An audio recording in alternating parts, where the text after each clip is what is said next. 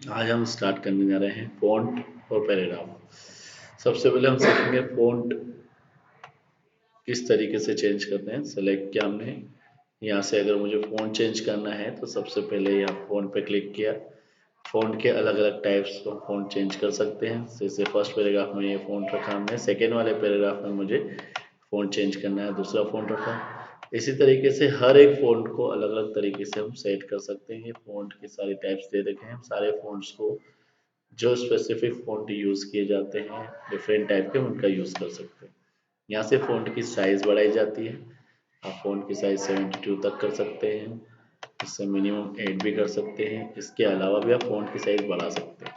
यहाँ से step to step increase कर सकते हैं, इंक्रीजिंग फ़ॉन्ट होता है, और यहाँ से जो है उसे हम डिक्रीज़ करते हैं, श्रिंक फ़ॉन्ट भी बोल सकते हैं, रिड्यूस फ़ॉन्ट साइज़ भी बोल सकते हैं।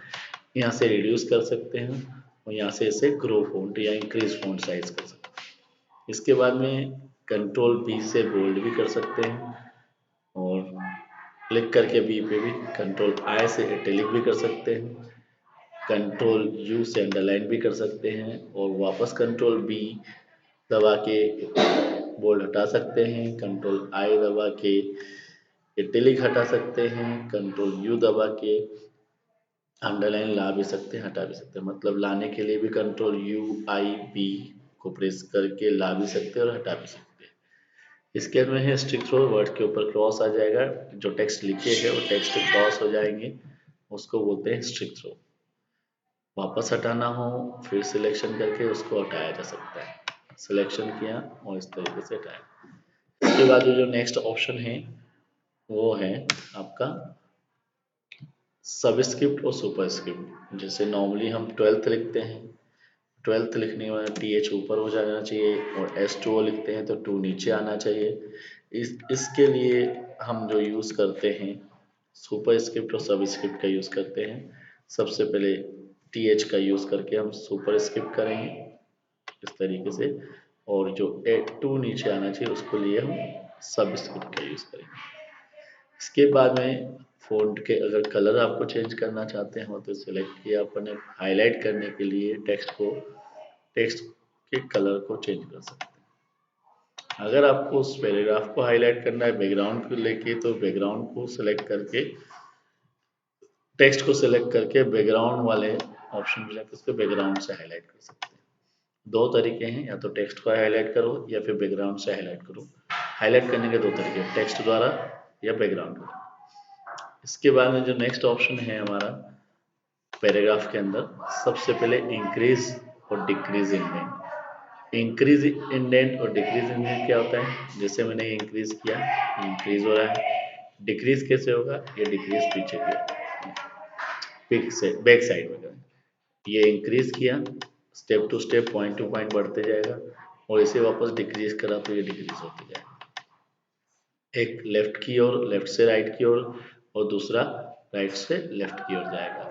यहाँ से बुलेट्स डाल सकते हैं, ये बुलेट्स इस तरीके से बुलेट्स का यूज़ कर सकते हैं। जैसे हमने बुलेट्स दी, और भी बुलेट्स लेके हम लेके आ सकते हैं। जिस तरीके से हमने बुलेट्स दी, अगर हम चाहें तो यहाँ पर पॉइंट्स भी ऐड कर सकते हैं। सिलेक्ट करके यहाँ पर बुलेट्स की जगह नंबर्स भी डाल सकते हैं। नंबर्स डालें या रोमन में डालें या अल्फ़ाबेट्स में डालें, जैसा अपन चाहें उस तरीके से डाल सकते हैं। इसके बाद में जो नेक्स्ट ऑप्शन है हमारा, इसे जो हम टेक्स्ट लिख रहे हैं इनकी बीच की जो स्पेस है वो दूर करना, अलग अलग करना। जैसे 1 पॉइंट की स्पेस रखी, 1.15 की रखेंगे, 1.5 की रखेंगे तो 2 की रखेंगे, तो इस तरीके से हम कम ज़्यादा कर सकते हैं। नॉर्मली 1 की ही रखते हैं, फिर जैसे ज़रूरत हो उस हिसाब से। 10 points space after paragraph, paragraph के बाद में 10 पॉइंट्स की स्पेस ऑटोमेटिकली छोड़ता है। अगर आप चाहते हैं ना छोड़े तो ये हटा सकते हैं, और अगर आप चाहते हैं ज़रूरत पड़ती है तो रख सकते हैं। नॉर्मली रखा जाता है। ये जो टेक्स्ट अभी आप देख रहे हैं, ये टेक्स्ट लेफ्ट की ओर है। अगर हम चाहते हैं ये जो टेक्स्ट हमारा बना है ये लेफ्ट से राइट की ओर जा रहा है, हम सेंटर की तरफ चाहते हैं कि सेंटर की तरफ रहे। अगर हम चाहते हैं राइट में रहे तो राइट की तरफ रह सकता है। अगर हम चाहें कि जस्टिफाई रहे तो दोनों चारों तरफ से एक जैसा। लेफ्ट का यूज़ नॉर्मली उस समय रहेगा था जब हम जस्टिफाई की ज़रूरत ना हो। सेंटर में कोई हमने हेडिंग्स वगैरह दी है तो सेंटर में रखने के यूज़ में आता है। अगर अपन ने किसी सिंगल हेडिंग दी है तो सेंटर रख सकते हैं। राइट इन केस वाली कंडीशन लग जाता है। मोस्ट ऑफ दी मैटर जो होते हैं वो आपके जस्टिफाई होते हैं। इसके बाद में जो नेक्स्ट ऑप्शन है पैराग्राफ। पैराग्राफ से क्या करते हैं, पैराग्राफ सेटिंग करते हैं। नॉर्मली इसको नए पेज से समझाएंगे तो ज़्यादा बेटर रहेगा, जल्दी समझ में भी आएगा आपको। नया पेज लिया हमने और पैराग्राफ पे गए। मैं चाहता हूँ कि पैराग्राफ जब भी मैं स्टार्ट करूँ लेफ्ट से तो 1 इंच के बाद हो, राइट से 1 इंच के पहले खत्म हो, और इसकी फर्स्ट लाइन जो है वो लेफ्ट से भी 1 इंच के बाद हो। हम ओके करेंगे। अब जैसे ही टाइप करना स्टार्ट करेंगे देखिए ये लेफ्ट वाला ऑप्शन से ये लेफ्ट से चालू होगा, ये राइट पे खत्म होगा, और पहली लाइन जो होगी ये राइट फर्स्ट लाइन यहाँ से चालू होगी। बाकी सारी लाइन लेफ्ट से चालू होगी और राइट पे खत्म होगी। इस तरीके से हम पैराग्राफ सेट कर सकते हैं। पैराग्राफ की सेटिंग यहाँ से इस तरीके से की जाती है। ये जो लाइन स्पेसिंग है हमने ऑलरेडी ऊपर समझ लिया है, 1.5 15 की दे रखी है। ये 8-10 पॉइंट्स स्पेस आफ्टर पैराग्राफ ये भी ऑलरेडी समझ चुके हैं, और अलाइनमेंट लेफ्ट राइट सेंटर ये भी हम समझ चुके हैं ऑलरेडी। बाहर टेप जो है वो एक नया फंक्शन है जिसको समझना होगा। टेप के लिए सबसे पहले ये समझना जरूरी है कि टेप का यूज बेसिकली एक स्पेस देने के लिए, एक पर्टिकुलर जो हमने इंच या दे रखी कितने इंच के बाद हमको स्पेस चाहिए उसके लिए यूज़ करते हैं। जैसे फॉर एग्जांपल मान लीजिए अगर आप बायोडाटा रिज्यूम वगैरह बना रहे हैं तो उसमें उसका यूज़ होता है किस तरीके से। पहली बार अगर टेप दबाएं तो 2 इंच पे आना चाहिए, सेट किया। दूसरी बार टेप दबाएं तो 2.5 पे आना चाहिए, सेट कर दिया। इसके अलावा भी और भी चाहिए तो हम लिख के सेट कर सकते हैं। अभी फ़िलहाल 2 ही सेट दिए मैंने, ओके करेंगे। जैसे हम रिज्यूम बनाते हैं तो रिज्यूम बनाते समय हम बायोडाटा लिखते हैं।